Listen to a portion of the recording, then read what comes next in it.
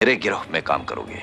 ये मजदूर का हाथ है कातिया, लोहा पिघलाकर उसका आकार बदल देता है। ये ताकत खून पसीने से कमाई हुई रोटी की है। मुझे किसी के टुकड़ों पर पलने की जरूरत नहीं।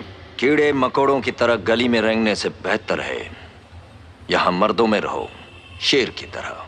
पिंजरे में आकर शेर भी कुत्ता बन जाता है कातिया। तू चाहता है कि मैं तेरे यहां कुत्ता बनकर रहूं?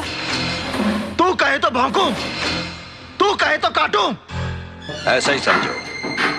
तो क्या हमारे साथ काम करोगे तो नाम होगा तुम्हारा, इनाम मिलेंगे, रुपया पैसा मिलेगा, इज्जत होगी तुम्हारी और लोग डरेंगे तुमसे।